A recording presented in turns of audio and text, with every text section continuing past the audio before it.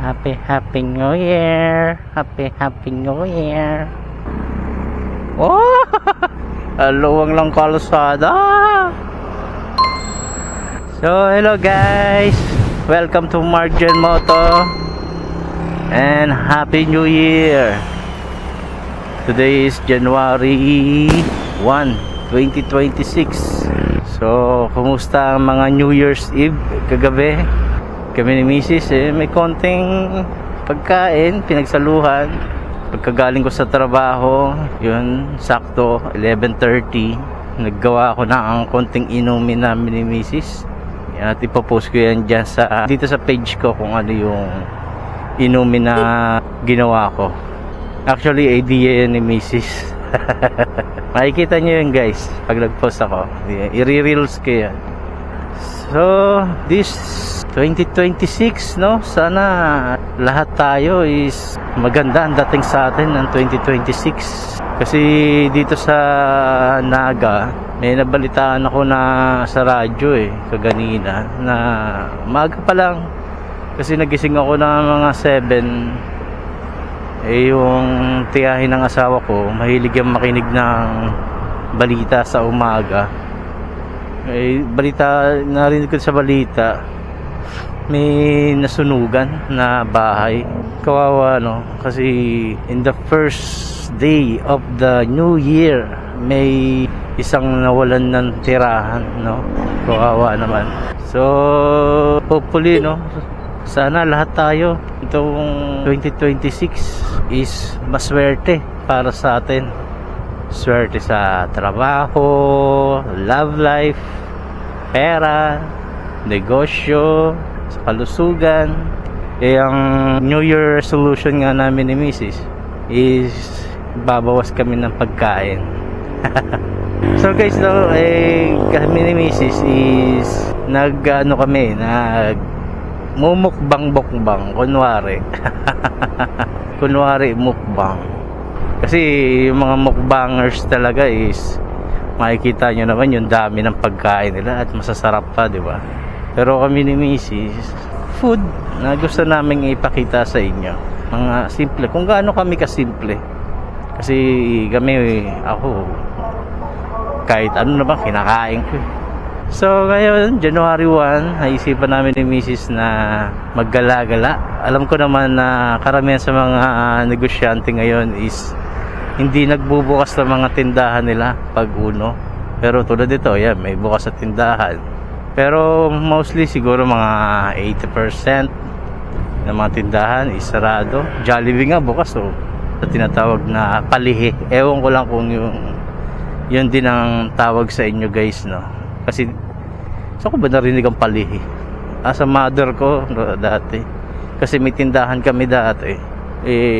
Pag January 1, hindi kami nagbubukas. Kaya nga maghahanda ka ng marami pag pag December 31, New Year's Eve, maghahanda ka ng marami para kinabukasan may pagkain ka, dahil karamihan sa mga tindahan is sarado, wala kang mabibilhan. Para yung pagkain mo nung New Year's Eve is meron ka pa ng January 1. Parang ganun yun.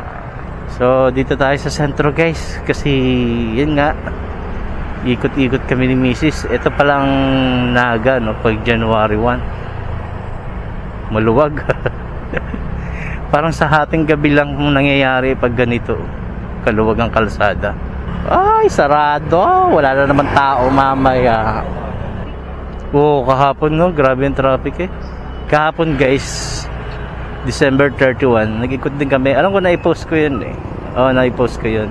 Bibili sana kami ng mga prutas dito sa market sa 3rd floor kasi mura dyan sinarado yung daanan dyan sa market paakyat sa 3rd floor. Kaya ang ginawa namin ni Mrs., umikot na kami, doon kami sa may Liboton. At meron nangyari doon, yun nga yung nasagi ng motor. Na-capture naman yun sa video ko, na-reels ko pa nga yun. Sinabi ko doon sa lalaki na willing akong i-offer yung video kung pag i-deny ng van driver na nasagi niya yung motor niya. Pero buti na lang is inamin naman nung van driver na pagkakamali niya at willing siyang bayaran yung damage ng motor ni Kuya Rider. Rider pa naman yung motor na yun, ganda. So yun, bukas. Ito kasi kahapon, sarado to. So, yun ngayon, bukas na. Kaya makakaakit kami ni Mrs. sa second floor. Titignan namin kung may bukas na tindahan. So, yung ganda dito guys. So, karamihan nga talaga ng tindahan is sarado kaya ganito.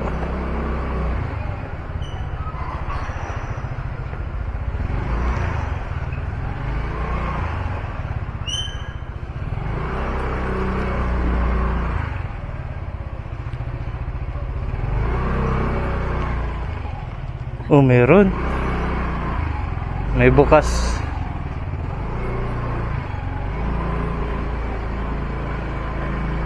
May bukas sa tindahan. Parang nag-iisa lang yata yung bukas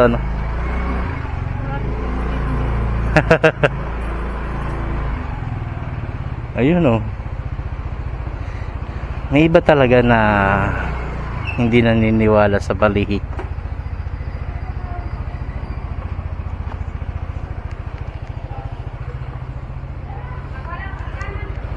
Gusto namin ni Mrs. makakuha ng dito guys, pwesto, pero mahal ang renta dito. Ayan, luwang oh, grabe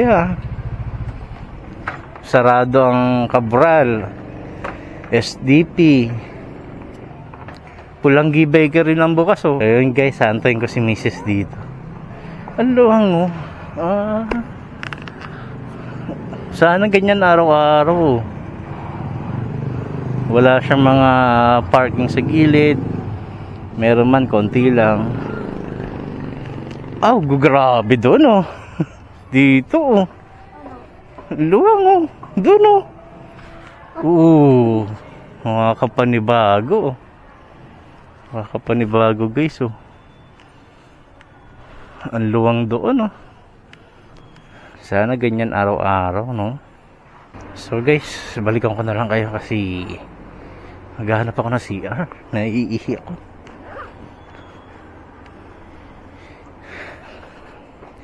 Balikan ko kayo guys pag pabalik na kami ni Mrs. 1 hour later. So yun guys, nakapamili na si Mrs. at pababa na kami. Pati pamimili ni Mrs. mabilis lang kasi wala masyadong customer dito oh. Ang ganda ng kalsada, maluwag. Yan oh.